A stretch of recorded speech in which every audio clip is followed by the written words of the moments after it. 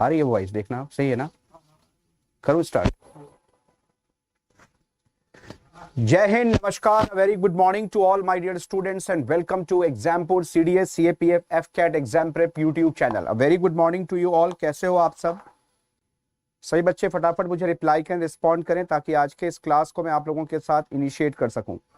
Very good morning to all of you. कैसे हो आप सब? Very good morning. Am I audible and visible to all of you? क्या मेरी voice जा रही है आप लोगों को?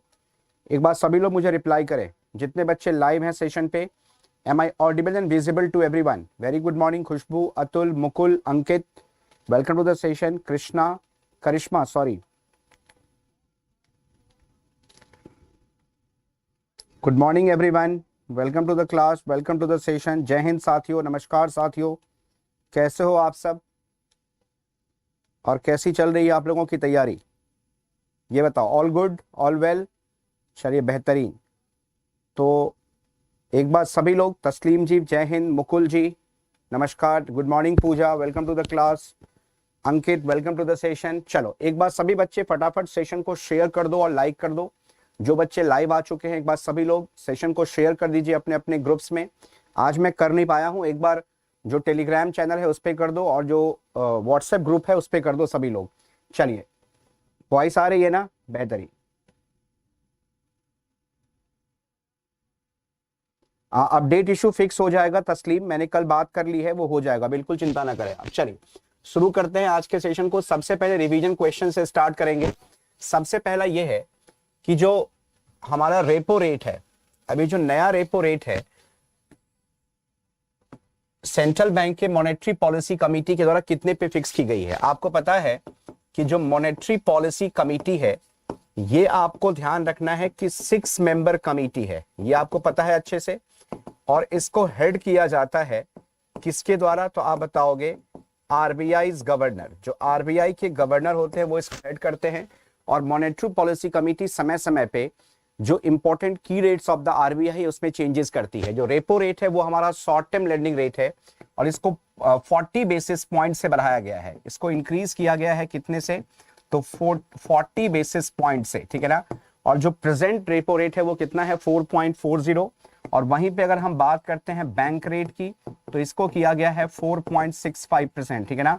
ये आपको बहुत अच्छे से यहाँ पे ध्यान रखना है। और जो मार्जिनल स्टैंडिंग फैसिलिटी रेट है एमएसएफ, उसको भी रखा गया है 4.65% पे। ये आपको बहुत अच्छे से याद है, ठीक है ना। चलिए अगला इंपॉर्टेंट क्वेश्चन ये रहा आपके स्क्रीन पे।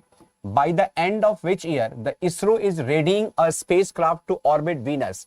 इसरो किस वर्ष के अंत तक शुक्र की कक्षा के लिए एक अंतरिक्ष यान तैयार कर रहा है, ठीक है ना।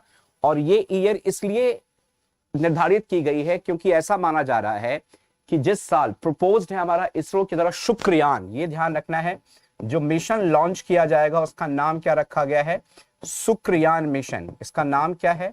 तो आपको ध्यान रखना है, शुक्रयान मिशन। जिसे दिसंबर 2023 में प्रोजेक्टेड लॉन्च किया जाना, क्योंकि इस दिसंबर 2023 में जो अर्थ और वीनस की पोजीशन है वो इस तरीके से अलाइंड होगी कि कम फ्यूल को यूज करके इस स्पेस क्राफ्ट को भेजा जा सकता है वीनस सरफेस, जो शुक्र का सतह है, उसके एनवायरनमेंट को जानने के लिए, उसके कॉम्पोजिशन को स्टडी करने के लिए। और सबसे इंपॉर्टेंट चीज ये है कि जो वीनस सरफेस है, इसमें जो सल्फ्यूरिक एसिड के जो क्लाउड्स बनते हैं उसके पीछे क्या मिस्ट्री है, उन सभी मिस्ट्रीज को अनलॉक करने के लिए India is planning, the ISRO is planning to launch a spacecraft by the end of December 2023। इसको आपको ध्यान रखना है। चलिए नेक्स्ट क्वेश्चन ये है कि which countries agency did recently hosted the international conference on disaster resilient infrastructure 2022? हाल ही में किस देश की एजेंसी ने डिजास्टर रेजिलिएंट इंफ्रास्ट्रक्चर 2022 पर अंतरराष्ट्रीय सम्मेलन की मेजबानी की है? और ये इसलिए किया गया है ताकि जो क्लाइमेटिक चेंजेस हो रहे हैं इस समस्या को एड्रेस किया जाए, डिफॉरेस्टेशन जैसे समस्याओं को सुलझाया जा सके, ठीक है ना। एक बेहतर हम कह सकते हैं वार्निंग एंड कंट्रोल सिस्टम को डेवलप किया जाए ताकि जो एनुअल लेवल पे होने वाले ग्लोबल डिजास्टर्स होते हैं उसकी रोकथाम की जाए। तो मैंने आपको कहा था कि यूएस एड, ठीक है ना, जो अमेरिका की यूएस एड एजेंसी है उनके द्वारा लॉन्च किया जा रहा है किस चीज को? तो आपको ध्यान रखना है हमारे डिजास्टर रेजिलिएंट इंफ्रास्ट्रक्चर 2022 को, इसको आपको ध्यान रखना है। चलिए, इन विच स्टेट और UT does the Lokpal is going to get a permanent office which is country's first anti corruption ombudsman. Lokpal को किस राज्य अथवा केंद्र शासित प्रदेश में अस्थायी कार्यालय दिया जाएगा जो देश का पहला भ्रष्टा विरोधी लोकपाल है? आपको पता है कि पिनाकी चंद्र पीसी, ठीक है ना, आपको बताना है मुझे कि पहले लोकपाल के रूप में किसे नियुक्त किया गया है। लोकपाल जो विधेयक है वो लाई गई थी 2013 में, 5 साल के बाद 2018 में अपॉइंटमेंट किया गया था और फाइनली अब 2022 में दक्षिण दिल्ली के नारोजी नगर में, ठीक है ना, जो चाणक्यपुरी के इलाके में आता है, यहाँ पे एक परमानेंट ऑफिस दिया जाएगा। आपको ध्यान रखना है। और भारत के जो पहले लोकपाल हैं दिल्ली में, ये एक स्थायी होगी कहां पे, तो आपको ध्यान रखना है नारोजी नगर में। कहां पे, तो आपको ध्यान रखना है नारोजी नगर, जो कि हिस्सा है किस चीज का, तो आप बताओगे दक्षिणी दिल्ली का, ठीक है ना। और आपसे अगर पिनाकी चंद्र, ठीक है ना, पिनाकी चंद्र जो हैं वो आपको ध्यान रखना है पहले हमारे क्या थे, तो आप बताओगे पहले लोकायुक्त के रूप में किनको नियुक्त किया गया है, तो फर्स्ट लोकपाल के रूप में नियुक्त किया गया है किसको, तो आप बताओगे पिनाकी चंद्र को। किसको, तो पिनाकी चंद्र को। इसको आपको ध्यान रखना है। और पिनाकी जो लोकपाल है ये एक ऐसा एंटी करप्शन ब्यूरो है जो कि किसी भी सरकारी नौकर जो गवर्नमेंट सर्वेंट्स है उन अगर वो भ्रष्टाचार के किसी भी कार्य में लिप्त हैं या उनके ऊपर कोई भी करप्शन के चार्जेस हैं, including the prime minister, including the member of parliament, उनके खिलाफ इंक्वायरी करने की इनके पास क्या है, पावर दी गई है। चलिए अगला सवाल यह है आपके लिए, on which day do we observe the World Tuna Day, ठीक है ना, हमने विश्व टूना दिवस किस दिन मनाया जाता है, ठीक है ना। आपको पता है कि जो टूना है ये हमारे वर्ल्ड इकोसिस्टम का बहुत बड़ा पार्ट है, ठीक है ना। और सबसे इंपॉर्टेंट चीज है जो मैरीन इकोसिस्टम है इसका एक बहुत बड़ा हिस्सा है क्या, टूना। टूना जो फिशेज होती हैं ये सबसे इंपॉर्टेंट है कि इसमें न्यूट्रिशनल कंपोनेंट, ठीक है ना, न्यूट्रिशनल कंपोनेंट्स जो हैं वो बहुत अत्यधिक मात्रा में होती है। इसमें आपको विटामिन B12 मिलेगा, सबसे इंपॉर्टेंट चीज है कि ओमेगा 3, और इसके साथ साथ जो अन्य खनिज पदार्थ है उसकी बहुलता होती है किसके अंदर, तो आप बताओगे टूना में। और इसको हम कब सेलिब्रेट करते हैं, 2 मई को, ये ध्यान रखना है आपको। अगला सवाल ये है, in which state a greenfield grain based ethanol plant has been inaugurated recently, हाल ही में किस राज्य में अनाज आधारित इथेनॉल संयंत्र का उद्घाटन किया गया है, ठीक है ना। और ये जो ग्रीन बेस्ड एथेनॉल है इसको जो इनोग्रेट किया गया है वो शहनवाज हुसैन जी के द्वारा, और बिहार के पूर्णिया डिस्ट्रिक्ट में। कहां पे, तो आपको ध्यान रखना है बिहार की जो पूर्णिया डिस्ट्रिक्ट है वहां पे इसको क्या किया गया है, इनोग्रेट किया गया। और कहा गया है कि बिहार को इंडिया का सबसे बड़ा इथेनॉल मैन्युफैक्चरिंग हब क्या है, हमें कन्वर्ट करना है, इसको आपको ध्यान रखना है। तो बिहार के पूर्णिया जिले में जो बिहार सरकार के मंत्री हैं शहनवाज हुसैन, उन्होंने इसका क्या रखा, आधारशिला रखा है। चलिए अगला सवाल ये है आपके लिए, in which country the world's longest glass bottomed bridge that is suspended around 500 feet of the ground is open, किस देश में दुनिया का सबसे लंबा कांच के नीचे का पुल जो जमीन से लगभग 500 फीट की दूरी पर निलंबित है उसे ओपन किया गया है, ठीक है ना। यानी कि ग्लास रूफ वाला 500 फीट की ऊंचाई पे निर्मित जो हैंगिंग ब्रिज है, जो रोप ब्रिज है, वो कहां पे स्टार्ट की गई है, ये पूछा गया है आप लोगों से। एक बार सभी लोग मुझे रिप्लाई करें, रिस्पॉन्ड करें, जितने बच्चे लाइव हैं, ठीक है ना। तो वर्ल्ड का लॉन्गेस्ट हम ये कह सकते हैं जो सस्पेंशन ब्रिज है, ठीक है ना, या जो रोपवे ब्रिज है जिसकी जो सतह है वो बनी हुई है किस चीज से, ग्लास रूप से, वो कहां पर है, तो आप बताओगे वियतनाम में। और वियतनाम की कैपिटल क्या है, तो आप सबको पता है हनोई। क्या कैपिटल है इसकी, तो आप बताओगे हनोई।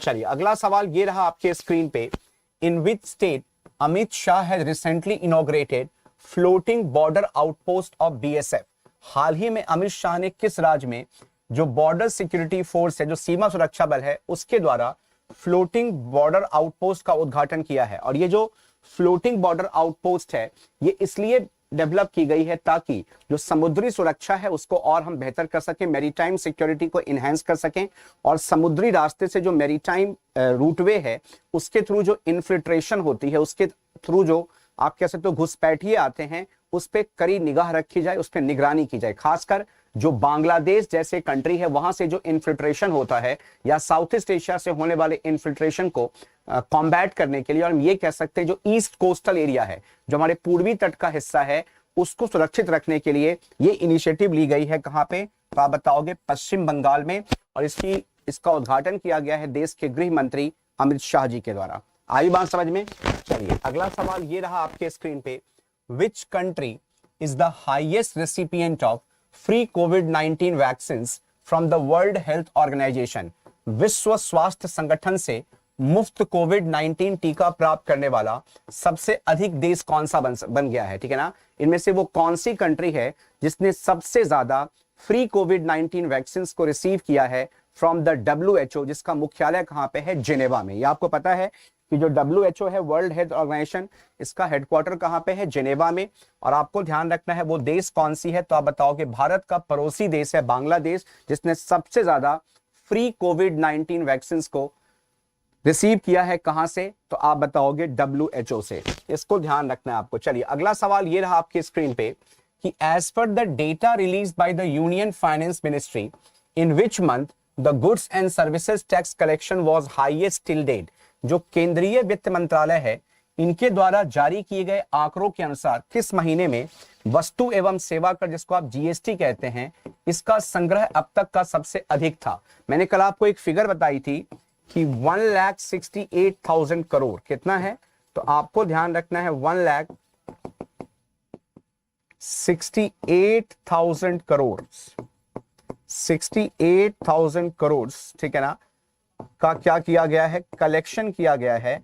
किस चीज का, तो आप बताओगे GST का। ये आपको ध्यान रखना है। और कब, तो bye the end of April 2022, अप्रैल 2022 के अंत तक लगभग 1,68,00,000 करोड़ का कलेक्शन किया गया है GST का। चलिए अब आज के न्यूज पे आगे बढ़ने से पहले एक बार थोड़ा सा मैं एडवर्टीजमेंट कर दूं कि जो हमारा शौर्य बैच है, इसकी क्लासेस ऑलरेडी हमारी शुरू हो चुकी है। 2023 का कैलेंडर नोटिफिकेशन आ चुका है, तो अब देर किस बात की, फटाफट अपने आप को एनरोल कीजिए एग्जामपुर के शौर्य बैचेस के साथ। CDS2 2022 का बैच आप ले सकते हो 2499 में। जो CAPF असिस्टेंट कमांडेंट का पेपर 1 पेपर 2 है, वो भी 2499 में। और जो CDS और CAPF का कॉम्बो है, इसको आप अवेल कर सकते हो 2999 में। ये आपको ध्यान रखना है। वहीं पे OTA2 2022 की जो कोर्स फी रखी गई है वो 1999। जो असिस्टेंट कमांडेंट के पेपर 2 का कोर्स फी रखा गया है 999। जो FCAT2 2022 का कोर्स फी रखा गया है 1499। और अगर आपको CDS CAPF FCAT तीनों ही बैचेस एक साथ सब्सक्राइब करने हैं तो यू नीड टू पे जस्ट ₹3499। 3499 को पे करके आप कॉम्बिनेशन ले सकते हैं CDS CAPF FCAT तीनों ही बैचेस के। इसको आपको ध्यान रखना है। चलिए अब स्टार्ट करते हैं आज के न्यूज को। सबसे पहले जो इंडियन कोस्ट गार्ड है, जो हमारी भारतीय तटरक्षक है, उनके द्वारा शामिल किया गया है ठीक किस चीज को, तो मार्क 3 स्क्वाड्रन, यानी कि हम कह सकते हैं जो हमारी लाइट कॉम्बैट हेलीकॉप्टर्स है, air light combat helicopter M के थ्रू, इसको हमें शामिल किया गया है इंडियन कोस्ट गार्ड के द्वारा सुरक्षा को बेहतर करने के लिए। तो जो तटरक्षक बल हैं, इन्होंने, आपको ध्यान रखना है, दूसरा एयर स्क्वाड्रन 845 को शामिल किया गया है।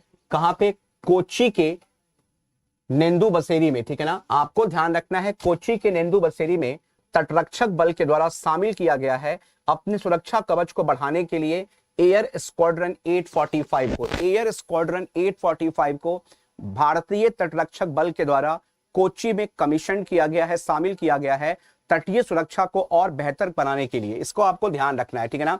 ये जो नया एयर स्क्वाड्रन है, ठीक है ना, इसको कमीशन किया गया है, शामिल किया गया है कोस्ट गार्ड के डायरेक्टर जनरल VS पठानिया के द्वारा। और एक सबसे इंपॉर्टेंट चीज ये है कि ये जो नया वेपन हमारा है, इसको स्वदेशी रूप से विकसित की गई है। It has been indigenously developed, ठीक है ना। इसका नाम क्या है, एडवांस्ड मार्क 3, ठीक है ना, हेलीकॉप्टर्स। ये जो एडवांस्ड मार्क 3 हेलीकॉप्टर्स है, इसको भारत में हम कह सकते हैं स्वदेशी तकनीकों के आधार पर इंडिजिनसली बिल्ड ये हेलीकॉप्टर्स हैं, जो हमारे तटीय सुरक्षा को और भी क्या करेगी, तो आप बताओगे बेहतर बनाएगी, ठीक है ना। ये जो स्वदेश में विकसित की गई ये जो ALH मार्क 3 हेलीकॉप्टर्स है, इसके पास सबसे इंपॉर्टेंट चीज है कि अत्याधुनिक, यानी कि वेल डेवलप्ड सेंसर्स लगे हैं, जो कि हमारे मैरीटाइम सिक्योरिटी को, या हम कह सकते हैं समुद्री कौशल को और भी क्या करेगा, विकसित करेगा। तो ये जो इंडिजिनसली डेवलप्ड, यानी कि स्वदेशी रूप से निर्मित, ये जो हमारा एडवांस्ड मार्क 3 हेलीकॉप्टर्स हैं, इसमें क्या लगे हुए हैं, सेंसर्स लगे हुए हैं, और इन सेंसर्स की सहायता से जो मैरीटाइम सिक्योरिटी है या समुद्री सुरक्षा है उसको हम और क्या कर सकते हैं, बेहतर बना सकते हैं। आई बात समझ में? इसको बहुत अच्छे से आपको ध्यान रखना है। और इस हेलीकॉप्टर की सबसे बड़ी खूबी यह है कि ये बहुयामी हेलीकॉप्टर है, this is a multi faceted helicopter, ठीक है ना, जिसके अंदर फिक्स किया गया है एडवांस्ड कम्युनिकेशन सिस्टम को, यानी कि आप कह सकते हो उन्नत संचार प्रणाली इसमें विकसित की गई है।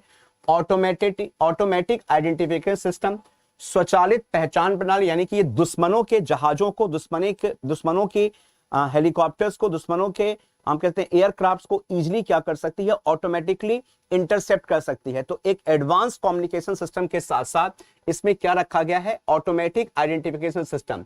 इसमें फिक्स की गई है search and rescue Homer and automatic flight control system, ठीक है ना, खोज और बचाव होमर के साथ साथ इसमें स्वचालित उड़ान नियंत्रण प्रणाली को भी क्या किया गया है, फिक्स किया गया है, ठीक है ना। और साथ ही साथ इसमें मॉडर्न सर्विलांस रडार लगे हुए हैं, इलेक्ट्रो ऑप्टिकल इक्विपमेंट्स फिक्स की गई है, ठीक है ना। और इसका काम है कि लंबी दूरी तक जो मैरीटाइम सिक्योरिटी से संबंधित, ठीक है ना, कोई भी रेस्क्यू और सर्च ऑपरेशन है उसको दिन और रात दोनों में आप क्या कर सकते, चला सकते हो। यानी कि जो एडवांस्ड एयर हेलीकॉप्टर्स जिसका नाम ALH मैक 3 है, इसमें आपको ध्यान रखना है ऑटोमेटिक पायलट सिस्टम है, इसमें ऑटोमेटिक ट्रांसमिशन सिस्टम है, डेवलप्ड हमारा क्या कह सकते हो रडार सिस्टम है, सेंसर्स लगाए गए हैं, और ये दूर दराज क्षेत्रों यानी कि समुद्र के दूर के क्षेत्रों में, डीप सी तक में भी किसी भी खोजी कार्य को आसानी से परफॉर्म कर सकता है। It can be used for the rescue operations as well as, आपको ध्यान रखना है, सर्च ऑपरेशंस। इसका इस्तेमाल रेस्क्यू और सर्च ऑपरेशंस के लिए किया जा सकता है, डे एंड नाइट बोथ। सबसे इंपॉर्टेंट चीज है कि ये केवल दिन में फंक्शनल नहीं होगा, दिन के साथ साथ इसको आप रात में भी फंक्शनल बना सकते हो। Am I clear to everyone, ठीक है ना। इसमें आपको ध्यान रखना है कि 4 हेलीकॉप्टर्स को पोजीशन किया गया है कोची में to cover the entire coast of Karnataka, Kerala and Lakshadweep. आपको ध्यान रखना है कि ये जो advanced light combat helicopters MK3, ये जो ALH मैक 3 है जिसको कोची में कमीशन किया गया है, ये हमारे कर्नाटक के कोस्ट को, केरला के कोस्ट को और जो लक्षद्वीप के कोस्ट है उसको बेहतर सिक्योरिटी क्या करेगी, प्रोवाइड करेगी। तो हम कह सकते हैं केरला, कर्नाटका और लक्षद्वीप, इस पे रेस्क्यू और सर्च ऑपरेशंस को बेहतर करने के लिए, इंफॉर्मेशन सिस्टम को बेहतर बनाने के लिए इसे क्या किया गया है, लॉन्च किया गया है। इसको आपको ध्यान रखना है। चलिए अब आज की एक सबसे इंपॉर्टेंट न्यूज में डिस्कस करने जा रहा हूं। जम्मू एंड कश्मीर जिसको कि अब एक यूनियन टेरिटरी बनाया गया था, अब वहां पे चुनावी प्रक्रिया की शुरुआत करने के लिए, इलेक्शन प्रोसीजर्स को इनहैंस करने के लिए, इंप्रूव करने के लिए एक रिपोर्ट आई है जिसका नाम है डीलिमिटेशन कमीशन, ठीक है ना। तो जो डीलिमिटेशन कमीशन है जम्मू कश्मीर के ऊपर, इसके 3 इंपॉर्टेंट मेंबर्स थे, ठीक है ना। इसमें आपको ध्यान रखना है जो 3 इंपॉर्टेंट मेंबर्स थे इसमें वो कौन कौन थे। अगर आपसे कोई पूछा जाए कि जो डीलिमिटेशन कमीशन थी जम्मू कश्मीर के, इसके मेंबर कौन कौन थे, कोई बता सकता है मुझे? अगर आपको थोड़ा सा भी पता है इसके बारे में, जो delimitation commission of Jammu Kashmir है, ठीक है ना, इसके कौन कौन से मेंबर हैं। तो आपको ध्यान रखना है जो रिटायर्ड जज थी सुप्रीम कोर्ट की, रिटायर्ड जज जो थी सुप्रीम कोर्ट की, जिनका नाम क्या था, तो आप बताओगे रंजना प्रकाश देसाई। आपको ध्यान रखना है रंजना प्रकाश देसाई, ये नाम आपको ध्यान रखना है, रंजना प्रकाश देसाई जो कि रिटायर्ड जज थी सुप्रीम कोर्ट की। उन्होंने जम्मू कश्मीर के डिलिमिटेशन पैनल को हेड किया था, और इसके साथ साथ जो हमारे चीफ इलेक्शन कमिश्नर हैं, इसके साथ साथ जो हमारे चीफ इलेक्शन कमिश्नर हैं जिनका क्या नाम है, कैन यू टेल मी कि who is the chief election commissioner of India right now? हमारे देश के रंजना देसाई, बिल्कुल सही है। और चीफ इलेक्शन कमिश्नर कौन है भारत के? मैं कुछ पूछ रहा हूं आपसे, फटाफट बताइए। CEC ऑफ इंडिया कौन है? हाँ जी, सुशील चंद्रा। साथ ही साथ आपको ध्यान रखना है क्या नाम है इनका, तो आप बताओगे सुशील चंद्रा। ये 2 सबसे अहम लोग थे जम्मू कश्मीर के डिलिमिटेशन कमीशन के, ठीक है ना। तो जम्मू कश्मीर के डिलिमिटेशन कमीशन ने नोटिफाई किया है नई बाउंड्रीज, नए नाम और नई संख्या डिस्कस की है असेंबली कॉन्स्टिट्यूएंसीज के लिए जम्मू एंड कश्मीर में। पहले आपको ध्यान रखना है कि यूटी बनने से पहले जम्मू कश्मीर में 83 सीट्स हुआ करती थी, कहां पे? तो आप बताओ कि लेजिस्लेटिव असेंबली में। अब इस बार के डिलिमिटेशन कमीशन के द्वारा रिकमेंडेशन किया है कि टोटल 90 सीट्स होंगे। कितनी सीट्स होंगी? तो आपको ध्यान रखना है 90 सीट्स होंगी। और ये जो डिलिमिटेशन कमीशन की रिपोर्ट है, इसके साथ साथ कहीं ना कहीं हम कह सकते हैं कि जम्मू कश्मीर में आने वाले समय में चुनाव की संभावना बन रही है, इलेक्शंस की संभावनाएं बन रही हैं, क्योंकि आपको पता है कि अगस्त 2019 में जो जम्मू कश्मीर है उसको क्या घोषित किया गया था? Union territory. जो नई असेंबली होगी जम्मू कश्मीर की, उसमें 90 सीट्स होंगे। इसमें से 47 असेंबली सीट्स होंगी कश्मीर में और 43 सीट्स जो होंगी वो कहां पे होंगी? जम्मू में। 40 आउट ऑफ 90 आपको ध्यान रखना है, 47 असेंबली सीट्स कहां पे होगी? कश्मीर में, और 43 कहां पे होगी? जम्मू में, ठीक है ना। जो पहले कितनी थी? टोटल 83। इसमें से आपको ध्यान रखना है 6 एडिशनल सीट्स जो हैं उसको जम्मू में और 1 एडिशनल सीट कश्मीर में लाया गया है। पहले 83 थी, अब इसे डिलिमिटेशन कमीशन के द्वारा बढ़ा के किया गया है 90। इसमें से 47 कश्मीर में, 43 जम्मू में। इस और जो बढ़ाई गई 7 सीट्स हैं उसमें से 6 सीटें बढ़ाई गई हैं जम्मू में और 1 बढ़ाई गई है कहां पे? कश्मीर में, ठीक है ना। आपको ध्यान रखना है इस 90 सीट्स में से 9 सीट्स को रिजर्व किया गया है किसके लिए? शेड्यूल्ड ट्राइब के लिए, ठीक है ना। और आपको ध्यान रखना है ये जो 9 सीट्स रिजर्व की गई हैं एसटी के लिए, इस 9 में से 6 एसटी सीट्स जो हैं, जो 6 एसटी सीट्स हैं वो कहां से आती हैं? तो आपको ध्यान रखना है जम्मू रीजन से, ठीक ना। इसमें से 6 एसटी सीट्स कहां से है? जम्मू रीजन से। और 3 जो हैं, आपको जो 3 जो है वो कहां से है? कश्मीर घाटी से, ठीक है ना। और इस 90 में से 7 सीट जो हैं उसको रिजर्व किया गया है किसके लिए? शेड्यूल्ड कास्ट के लिए। यानी कि आपको सिंपल एक चीज ध्यान रखनी है यहां पे कि पहले 83 सीट्स थी, बढ़ा के 90 की गई है। इस 90 में से 9 seats are reserved for which one? ST community. और साथ ही साथ ध्यान रखना है 7 seats are reserved for the scheduled caste. Total 90 में से 9 are reserved for the ST and 6 are reserved for the SC. क्या ये पॉइंट क्लियर है? इसको बहुत अच्छे से आपको ध्यान रखना है। जो डिलिमिटेशन कमीशन है उन्होंने स्टेटमेंट दिया है, ठीक है ना, और रिकमेंड किया है सेंटर को कि आप एटलीस्ट 2 लोगों को सेंटर से नॉमिनेट कीजिए, ठीक है ना, जो कि कश्मीरी माइग्रेंट्स हैं, ठीक है ना, ताकि उनका रिप्रेजेंटेशन हो सके।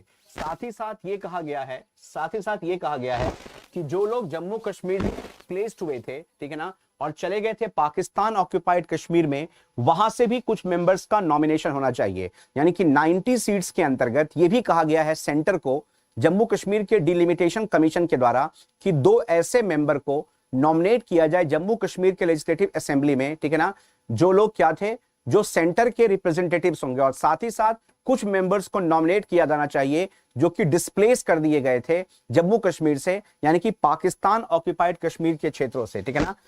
आपको ध्यान रखना है in north Kashmir, Gulmarg and Wagoora Kreeri assembly segments में restored on traditional geographical limits, ठीक है ना। इस डिलिमिटेशन कमीशन के द्वारा जो उत्तर कश्मीर का क्षेत्र है, जो गुलमर्ग का क्षेत्र है और जो वागूरा क्रीड़ा विधानसभा क्षेत्र हैं, इनको पारंपरिक भौगोलिक सीमाओं के आधार पे ही क्या किया गया है? इसकी परिसीमन की गई है।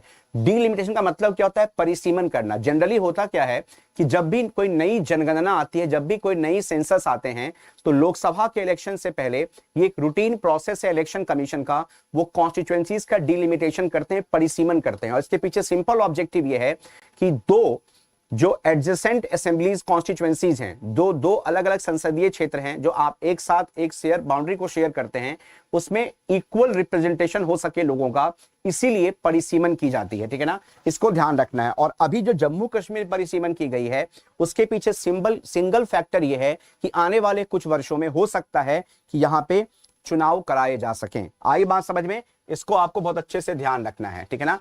चलिए, am I clear to everyone? कोई दिक्कत, कोई परेशानी यहां तक? एक बार सभी बच्चे सेशन को शेयर कर दें और लाइक कर दें। और ध्यान रखना, आज 10 बजे मैं पूरे अप्रैल मंथ के करंट अफेयर्स को रिवाइज कराऊंगा। तो जिन बच्चों ने क्लासेस ले रखी हैं और जो बच्चे नए हैं उन सबों के लिए इंपॉर्टेंट सेशन होगा, जो आज मैं 10 बजे इसी चैनल पे यूट्यूब पे लाइव कराऊंगा अप्रैल मंथ के करंट अफेयर्स को। तो आपको वहां भी आना है इस सेशन के बाद। चलिए, अगला सवाल यह है कि आपको पता है कि भारत सरकार ने जो मेक इन इंडिया कॉन्सेप्ट है, जो स्टार्टअप इंडिया कॉन्सेप्ट है, जो आत्मनिर्भर भारत का कॉन्सेप्ट है, उसको प्रमोट करने के लिए जो यूनिकॉर्न कंपनीज हैं उसका टारगेट रखा था कि हम 100 यूनिकॉर्न कंपनीज को एस्टैब्लिश करेंगे bye the end of year 2022, ये हमारा लक्ष्य था। हालांकि 80 यूनिकॉर्न्स कंपनी हमने मार्च 2021 में ही कंप्लीट कर ली थी। और अभी, और यूनिकॉर्न कंपनीज उनको कहते हैं जिनका, ऐसे न्यूली स्टार्टअप्स या हम कह सकते हैं ऐसी नई कंपनियां या प्राइवेट सेक्टर की कंपनी जिसकी वैल्यूएशन $1 बिलियन की हो। The companies which are valued at $1 billion, उसको हम क्या बोलते हैं? Unicorn companies. तो इंडिया ने अभी सेंचुरी लगाई है और भारत का जो 100वां यूनिकॉर्न है वो क्या बन चुका है? तो आप बताओगे एक नियो बैंक है जिसका नाम क्या है? तो आप बताओगे उसका नाम क्या है? तो आप बताओगे ओपन, ठीक है ना। इंडिया का जो 100वां यूनिकॉर्न है वो कौन सा बन चुका है? तो इंडिया का नया स्टार्टअप जिसका नाम क्या है? तो आप बताओगे ओपन। और ओपन क्या है? तो ओपन एक नियो बैंक है। और नियो बैंक किसको बोलते हैं? नियो बैंक उस बैंकिंग प्लेटफॉर्म को कहा जाता है जो कि mobile application based banking services को लोगों तक पहुंचाते हैं। इसका कोई फिजिकल ब्रांच ना हो, वो केवल मोबाइल एप्लीकेशन, जैसे रेजर पे है, जेटा है, ठीक है ना, इसके बाद आप फिनिन है, ये सब आप जो यूज करते हो पेमेंट्स करने के लिए, इसको हम नियो बैंक कहते हैं। जैसे इंडिया पोस्ट पेमेंट्स बैंक है, ठीक है ना, पेटीएम है, ठीक है ना, इसके बाद पोस्ट पे है, ये सब क्या है? नियो बैंक है। नियो बैंक का मतलब हुआ कि ऐसी एप्लीकेशन जो मोबाइल बेस्ड हो और बैंकिंग सर्विसेज को लोगों तक पहुंचाने का कार्य करती है, बैंकिंग प्रोडक्ट्स को लोगों को मोबाइल एप्लीकेशन के थ्रू प्रोवाइड करती है, उसको हम नियो बैंक कहते हैं। और भारत का जो 100वां यूनिकॉर्न बना है वो एक नियो बैंक स्टार्टअप है जिसका नाम क्या है? ओपन। तो ओपन एक नियो बैंक है या मोबाइल बेस्ड बैंक है, इसका कोई फिजिकल ब्रांच नहीं है, जो बैंकिंग सर्विसेज को लोगों तक पहुंचाती है। और ये देश का क्या है? तो आप बताओगे 100वां यूनिकॉर्न बन चुका है, ठीक है ना। जो 100th यूनिकॉर्न ऑफ इंडिया उसका नाम है ओपन, ठीक है ना। It has increased its customer base, यानी कि यहाँ पे इसका जो कस्टमर बेस है वो कहां तक पहुंच चुका है?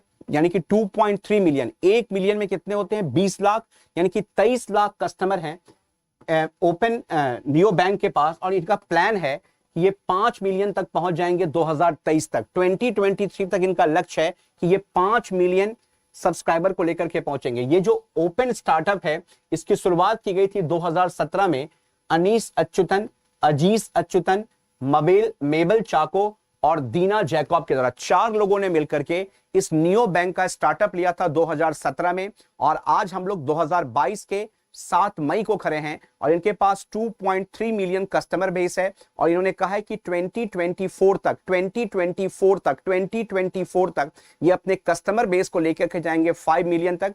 2017 में इस नियो बैंक ओपन की शुरुआत हुई थी 4 लोगों के द्वारा, अच्युतन, अनीस और अजीज अच्युतन। इसके साथ साथ दूसरा नाम किसका नाम है? तो आप बताओगे माबेल चाको। और चौथा नाम क्या था? दीना जैकब। इन्होंने मिलकर के इस प्लेटफॉर्म की शुरुआत की थी, ठीक है ना।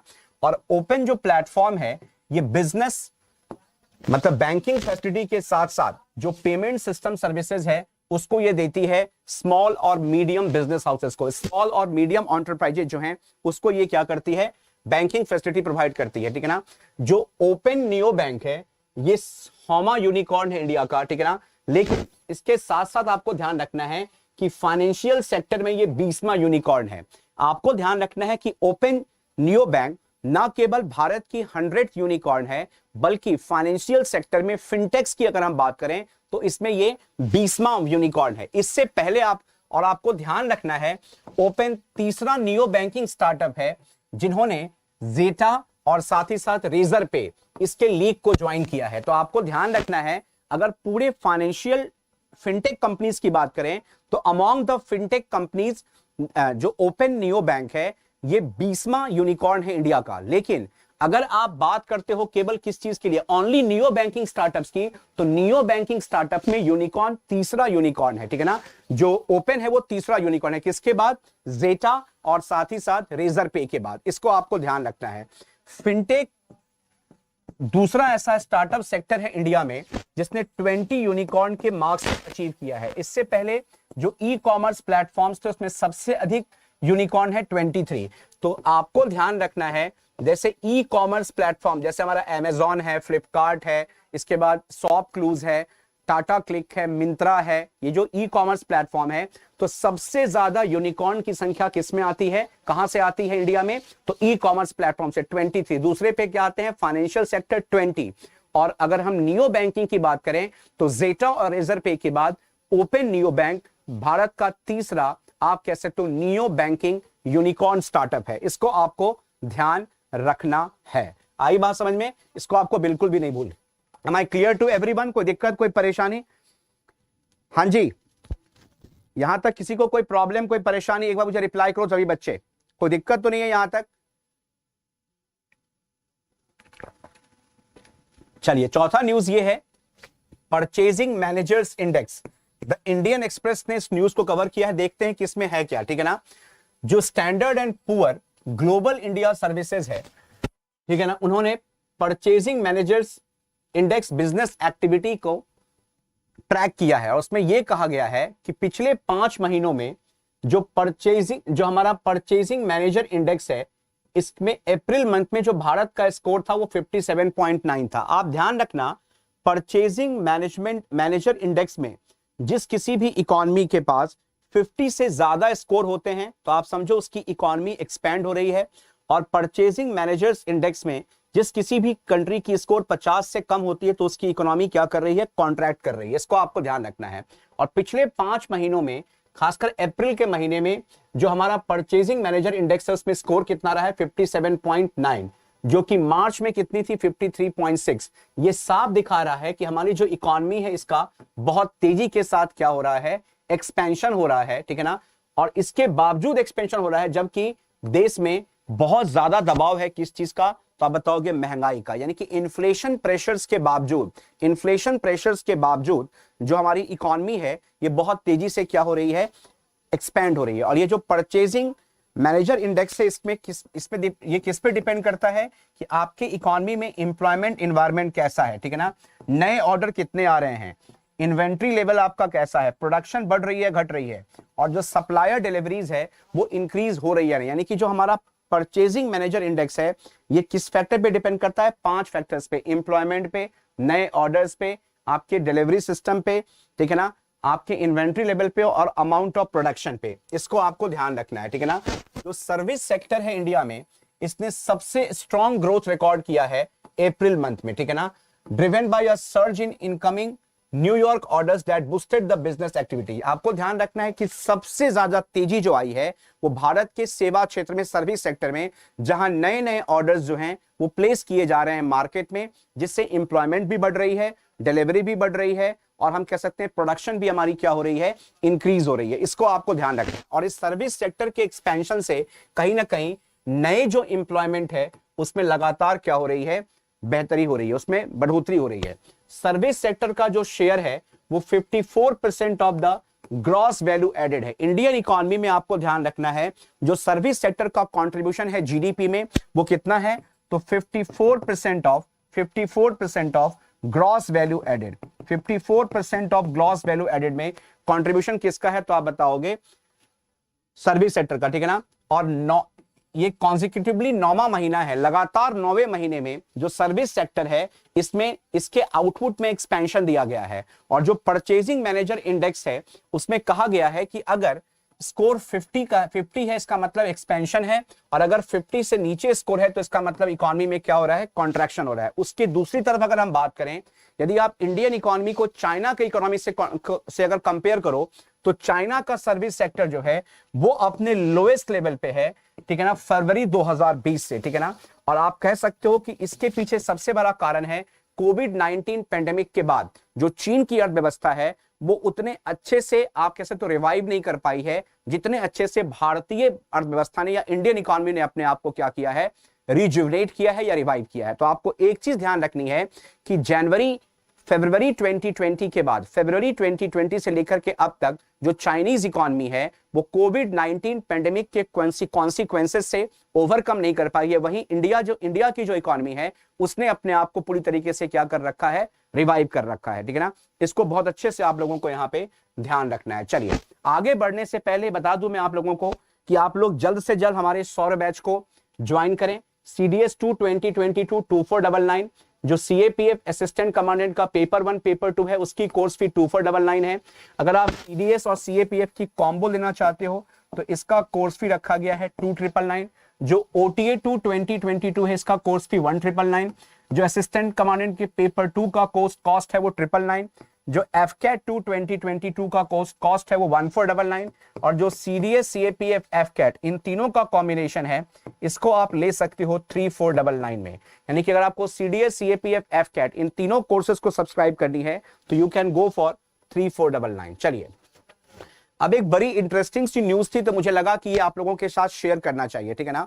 जो Food Safety and standard authority of India है, इन्होंने कहा है कि अब स्टार रेटिंग होगा फूड प्रोडक्ट्स के ऊपर, और इसको चिपकाया जाएगा कहां पे, प्रोडक्ट के फ्रंट साइड पे। यानी जितने भी पैक्ड फ्रूट्स, जितने भी पैक्ड प्रोडक्ट्स हैं, जितने भी पैकेज्ड प्रोडक्ट्स हैं, यानी कि जो बंद डब्बे में बेचे जाने वाला जो खाद्य पदार्थ है, जो एडिबल प्रोडक्ट्स हैं, जो बेवरेजेस हैं, तो आप देखोगे कि जो जैसे आप कोई कोल्ड ड्रिंक्स खरीदो, कोई सॉफ्ट ड्रिंक लो या कोई पैकेज फूड लो, तो उसपे जो रैपर्स होती है उसके पीछे में एक लोगो होता है FSSAI का, food Safety and standard authority का, ठीक है ना, जिसमें प्रोटीन की मात्रा, फैट्स की मात्रा, एनर्जी की मात्रा, कैलोरी कंटेंट, सॉल्ट, कार्बोहाइड्रेट्स, इसके परसेंटेज लिखे होते हैं। अब जो FSSAI है उसने कहा है कि अब उस कंटेंट की जगह पे वहां पे स्टार रेटिंग होगी। जैसे आप कोई इलेक्ट्रॉनिक इक्विपमेंट्स खरीदते हो तो इलेक्ट्रॉनिक इक्विपमेंट्स पे उसकी एनर्जी एफिशिएंसी के according 1 star, 2 star, 3 star, 4 star, 5 star rating होती है। सिमिलरली ऐसे प्रोडक्ट, ऐसे पैक्ड प्रोडक्ट्स, ऐसे पैक्ड फूड प्रोडक्ट्स जिसमें हायर कंटेंट होगी फैट की, हायर कंटेंट होगी शुगर की, हायर कंटेंट होगी टॉक्सिक सब्सटेंसेस की, उनकी स्टार रेटिंग हम लोअर रखेंगे, और जो हमारे लिए हेल्दी प्रोडक्ट्स हैं उनकी स्टार रेटिंग क्या होगी, ज्यादा होगी। जो हेल्दी प्रोडक्ट्स हैं उनकी स्टार रेटिंग, उस पे नंबर ऑफ स्टार्स ज्यादा होंगे, और जो अनहेल्दी प्रोडक्ट्स हैं उस पे स्टार रेटिंग कम रखी जाएगी, और इसको प्रिंट किया जाएगा रैपर के फ्रंट हिस्से में, जिसको देख करके कंज्यूमर या कस्टमर जो है वो केवल हेल्दी प्रोडक्ट्स को या हेल्दी पैक्ड फूड प्रोडक्ट्स को चूज कर सके, ताकि वो उसका हेल्थ जो है वो मेंटेन रहे। आई बात समझ में? तो ये कहीं ना कहीं बहुत ही यूनिक इनिशिएटिव है, हालांकि इसका क्रिटिसाइज भी किया गया है, ठीक है ना। तो जो Food Safety and Standards Authority of India है, इन्होंने लागू करने के लिए कहा है front of pack labelling to discourage the consumers from buying package foods high in sugar, salt and fat content, ठीक है ना। और public health expert disagree with the country's apex food standards regulator on the method of doing so. आपको बता दूं मैं कि भारत के जो खाद्य सुरक्षा और मानक प्राधिकरण है, उन्होंने उपभोक्ताओं को अधिक चीनी, अधिक नमक और अधिक फैट कंटेंट वाले जो पैकेज फूड प्रोडक्ट्स है उसको खरीदने से डिस्करेज करने के लिए कहा है कि उन सभी पैक्ड फूड प्रोडक्ट्स के पैकेट के ऊपर फ्रंट लेबलिंग की जाएगी, किस चीज की, स्टार रेटिंग की, ठीक है ना। जिन फूड प्रोडक्ट्स में, जिन पैक्ड फूड प्रोडक्ट्स में हायर कंटेंट होगा शुगर, सॉल्ट और फैट्स का, उसकी रेटिंग कम होगी, और जिसमें लोअर कंटेंट होंगे उसकी रेटिंग ज्यादा आएगी, ठीक है ना। इसको आपको ध्यान रखना है। आई बात समझ में?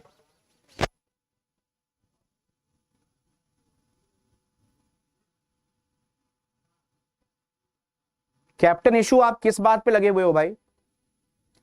बेटा मैं एक चीज बता दूं, जब मैं किसी चीज को एक्सप्लेन कर रहा होता हूं, जब मैं किसी न्यूज को पढ़ा रहा होता हूं, तो बीच में कोई भी बकवास कमेंट मत किया कीजिए। और अगर आपको बकवास करना है तो आप मेरे चैनल पे मत आइए, मेरा रिक्वेस्ट है आप लोगों से। अगर आपको बकवास करनी है तो आपके लिए मेरा चैनल नहीं है, आप प्लीज इस पे मत आया कीजिए। मैं यहां कुछ एक्सप्लेन कर रहा हूं, मैं पागल की तरह चिल्ला रहा हूं और आप अपने में लगे पड़े हो। क्या नॉनसेंस का तरीका है ये क्या बकवास कर रहे हो आप? बेटा नहीं पढ़ना है तो मत आओ ना भाई, मुझे कोई गरज नहीं है आप लोगों की, मत आओ। नहीं पढ़ना है मत आओ, मैं केवल उन्हीं बच्चों को पढ़ाऊंगा जो सीरियस बच्चे हैं। दिमाग खराब कर रखा है सुबह सुबह आप लोगों ने। मैं यहां कुछ पढ़ाने की कोशिश कर रहा हूं, आप आपस में लगे पड़े हो। नहीं पढ़ना है तो मत आओ ना भाई, कौन बुला रहा है तुम्हें? मत आओ, दिमाग खराब कर रखा है सुबह सुबह इन्होंने। चलो अब आप ध्यान रखना है, जो FSSAI की हाइजीन रेटिंग स्कीम है, इसमें यह कहा गया है कि भाई जिसमें 4-5 स्माइलीज होंगी, उस पे कॉन्सेप्ट होगा किस चीज का, वेरी गुड कैटेगरी का, और इनका स्कोर 81 से लेके 100 के बीच में होगा। जिसमें 4 होंगे वो गुड कैटेगरी में होंगे, उनका परसेंटेज स्कोर 61 to 80 होगी। जिसमें 3 स्माइलीज होंगे उसमें फेयर होगा 41 to 60। जिसमें केवल 2 होंगे दैट रिक्वायर्स इंप्रूवमेंट, उसका स्कोर 21 से 40 के बीच में है। तो अब यहां पे स्टार रेटिंग का कॉन्सेप्ट लाया जाएगा और इसकी लेबलिंग की जाएगी पैक्ड फूड प्रोडक्ट्स के फ्रंट हिस्से में। इसको आपको बहुत अच्छे से यहां पे क्या रखना है, ध्यान रखना है। आई बात समझ में? हालांकि जो Food Safety and Standards Authority of India है, इन्होंने प्रस्तावित किया है कि ये जो हेल्थ स्टार रेटिंग सिस्टम है, ठीक है ना, ये एक हेल्दियर ऑप्शन होगा, ताकि जो हायर स्टार रेटेड प्रोडक्ट्स होंगे आप उसको क्या कर सकते हो, कंज्यूम कर सकते हो। ये उसी तरीके से काम करेगी जैसे स्टार रेटिंग को हम यूज करते हैं इलेक्ट्रॉनिक एप्लियंसेस में, ठीक है ना। 5 मेथड्स थे, उसमें से इस स्टार रेटिंग मेथड्स को चूज किया गया है एफएसएसआई के सर्वे के द्वारा, ठीक है ना, जिसको कि कंडक्ट किया गया था इंडियन इंस्टीट्यूट ऑफ अहमदाबाद के द्वारा, ठीक है ना। जो हेल्थ एक्सपर्ट्स, जो हमारे स्वास्थ्य विशेषज्ञ हैं देश के अंदर, उनका यह मानना है कि एफएसएसएआई की ये जो सर्वेइंग सिस्टम है उस पे इनको भरोसा नहीं है, और उन्होंने कहा है कि अगर इस सिंबल को डिस्प्ले किया जाएगा फूड पैक्स के फ्रंट हिस्से पे, जिसमें सॉल्ट, शुगर, फैट और अदर प्रिजर्वेटिव्स का कंटेंट ज्यादा है, ठीक है ना, तो उससे बेहतर है कि आप कोई और ऑल्टरनेटिव लेकर के आइए। लेकिन जो एफएसएसएआई की अथॉरिटी, जिन्होंने साफ कहा है कि हम लोग इसमें स्टार रेटिंग कॉन्सेप्ट को लाएंगे। किसको लाएंगे? स्टार रेटिंग कॉन्सेप्ट को लाएंगे, ठीक है ना, इसको ध्यान रखिएगा आप लोग। अब हम करते हैं जीके की। आज हम लोग जिनके बारे में डिस्कस करने जा रहे हैं, आपके स्क्रीन पे उनका नाम है प्रियंका मोहिते। ये प्रियंका मोहिते हैं जिन्होंने वर्ल्ड के टॉप 5, विश्व के 5 सबसे उच्च जो पर्वत चोटियां हैं उसको क्या किया है, इन्होंने स्केलेट किया है, ठीक है ना, इसको ध्यान रखना है। तो प्रियंका मोहिते सतारा महाराष्ट्र से आती हैं, ठीक है ना, और ये पहली इंडियन वुमेन बन गई हैं जिन्होंने 5 पर्वत चोटियों को, जिनकी ऊंचाई 8000 मीटर से ऊपर है, इसको क्लाइंब करने का क्या बनाया है, रिकॉर्ड करा है। प्रियंका मोहिते जो कि सतारा महाराष्ट्र से बिलोंग करती हैं, ये भारत की पहली महिला बन गई है जिन्होंने विश्व के 5 सबसे ऊंची चोटियों को क्या किया है, इस पे चढ़ाई करी है, ठीक है ना। वर्ल्ड के 5 इंपॉर्टेंट माउंटेन्स, जिसकी एवरेज हाइट 8000 मीटर से ज्यादा है। प्रियंका मोहिते को मिल चुका है तेंजिंग नॉर्गे एडवेंचर अवार्ड 2020 का। She had successfully completed her expedition to mount Kanchenjunga, the 3rd highest mountain on the planet. तो अर्थ के ऊपर जो तीसरा सबसे बड़ा पर्वत चोटी है कंचनजंगा, उसकी चढ़ाई को भी पूर्ण किया है प्रियंका मोहिते ने, और इनको तेंजिंग नॉर्गे अवार्ड से सम्मानित किया जा चुका है। अप्रैल 2021 में उन्होंने माउंट अन्नपूर्णा जो 10th हाई वाली भारत की जो पहली जो इंडियन वुमेन बन चुकी है, वो क्या नाम है, तो आप बताओगे प्रियंका मोहिते, ठीक है ना, प्रियंका मोहिते। 2015 में प्रियंका मोहिते ने माउंट मेंथोसा को की हाइट कितनी है, 6443 मीटर, ठीक है ना, जो कि 2nd हाईएस्ट पीक है लाहौल और स्पीति डिस्ट्रिक्ट ऑफ हिमाचल प्रदेश में। तो 2015 में लाहौल स्पीति जिले में स्थित जो माउंट मेंथोसा है उसको भी, तो आपको ध्यान रखना है प्रियंका मोहिते ने। तो प्रियंका मोहिते जो कि अवार्डी हैं तेंजिंग नॉर्गे एडवेंचरस अवार्ड 2020 की। She has climbed mount Kilimanjaro, mount Everest, mount Lhotse, mount Annapurna, और साथ ही साथ आपको ध्यान रखना है माउंट किलिमंजारो। ये टॉप 5 माउंटेन पीक्स जो है उन्होंने क्लाइंब किया है। चलिए अब हम बात करते हैं वन लाइनर्स की। आपको बता दूं मैं कि जो अर्जेंटीना है वहां पे एक फॉसिल डिस्कवर किया गया है डायनासोर का, ठीक है ना, जो अपने माउथ से लेकर के टेल तक 3 मंजिला इमारत के इतना लंबा है, ठीक है ना। तो अर्जेंटीना के जो जीवाश्म वैज्ञानिक है उनके द्वारा एक शिकारी डायनासोरस के जीवाश्म की खोज की गई है, और यह अपनी नाक से लेकर पूंछ तक 3 मंजिला इमारत जितना लंबा था, ठीक है ना। यानी कि a predator dinosaur has been discovered by the Argentine palaeontologist and this dinosaur has been measured as tall as 3 storey building from its nose to tail. अपने नाक से लेकर के अपने पूंछ तक इसकी जो लंबाई है वो 3 मंजिले इमारत 3 स्टोरी बिल्डिंग के हाइट के क्या है इक्विवेलेंट। और कहां पे खोजा गया है इस डायनासोर के फॉसिल को, तो आप बताओगे अर्जेंटीना में, ठीक है ना। जो IRCTC है, Indian railway catering and tourism corporation, इन्होंने पहला भारत गौरव टूरिस्ट ट्रेन जो है उसको चलाने की बात की है मिनिस्ट्री ऑफ रेलवे की नई पॉलिसी के अंतर्गत, और 21 जून 2022 को इस ट्रेन की शुरुआत की जाएगी, ठीक है ना। सबसे पहले तो आपको ध्यान रखना है भारत गौरव टूरिस्ट ट्रेन, भारत गौरव ट्रेन है, इसकी शुरुआत की जाएगी योगा डे के दिन जो कि 21 जून 2022 को होगा, ठीक है ना। तो इस अंतरराष्ट्रीय योगा डे के अवसर पे जो IRCTC है वो इंडियन टूरिज्म को एक नया दिशा देने के लिए भारत गौरव टूरिस्ट ट्रेन की शुरुआत करने जा रही है 21 जून को। इसको ध्यान रखना है, ठीक है ना। आपको ध्यान रखना है भारत ने पहला फ्लो केमिस्ट्री टेक्नोलॉजी हब को खोला है कहां पे, हैदराबाद में, ठीक है ना। ये जो फ्लो केमिस्ट्री टेक्नोलॉजी हब है, इसकी ओपनिंग की गई है तेलंगाना के हैदराबाद में, ठीक है ना।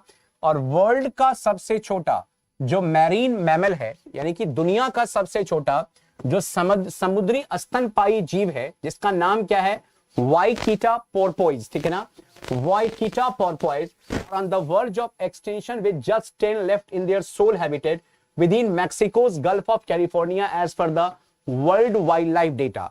तो वर्ल्ड वाइल्ड लाइफ डेटा के रिपोर्ट के हिसाब से वर्ल्ड का जो सबसे स्मॉलेस्ट स्तनपायी जीव है, या हम कह सकते हैं वर्ल्ड का सबसे छोटा जो मैरीन मैमल है, जिसका नाम क्या है, तो आप बताओगे वाक्विटा पोर्पोइज। वाक्यूटा पोर्पोइज जो वर्ल्ड का स्मॉलेस्ट मैरीन मैमल है, वर्ल्ड का स्मॉलेस्ट मैरीन मैमल कौन सा है, तो बताओगे वाक्यूटा पोर्पोइज।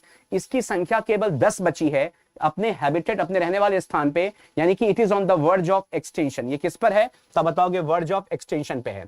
और इंडिया के जो स्टार ओलंपियन खिलाड़ी थे कमलप्रीत कौर, जो कि डिस्कस थ्रो में की बहुत बड़ी आप कह सकते हो खिलाड़ी हैं, जो कि women's discus throw Tokyo Olympics 2020 के फाइनल में पहुंची थी, इनको सस्पेंड कर दिया गया है एथलेटिक्स इंटीग्रिटी यूनिट के द्वारा। एथलेटिक्स इंटीग्रिटी यूनिट के द्वारा जब उनको पॉजिटिव पाया गया है एक ऐसे ड्रग के साथ जो कि प्रतिबंधित है, जो कि बैंड है। तो आप ध्यान रखना है, Indian women discus throw player जिन्होंने टोक्यो 2020 ओलंपिक्स के फाइनल में जगह बनाई थी, हर उनका नाम क्या है, तब बताओगे कमलप्रीत कौर। तो कमलप्रीत कौर जो भारत के आप कह सकते हो डिस्कस स्टार है, डिस्कस थ्रो स्टार है, लेकिन इनको बैन किया गया है एथलेटिक्स इंटीग्रिटी यूनिट के द्वारा जब उन्हें पॉजिटिव पाया गया है एक ऐसे ड्रग के साथ जिसका कंजम्पशन क्या है, बैन है। इसको आपको ध्यान रखना है। तो बच्चों फटाफट आप लोग एग्जामपुर के 100 बैच को सब्सक्राइब कीजिए।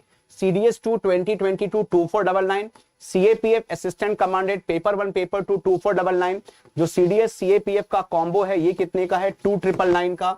OTA 2 2022 1999, assistant commandant 2022 9999, paper 2 FCAT के लिए 1499। और अगर आपको CDS CAPF FCAT तीनों बैचेस का कॉम्बिनेशन कोर्स चाहिए तो आप पे कर सकते हो 3499, ठीक है ना।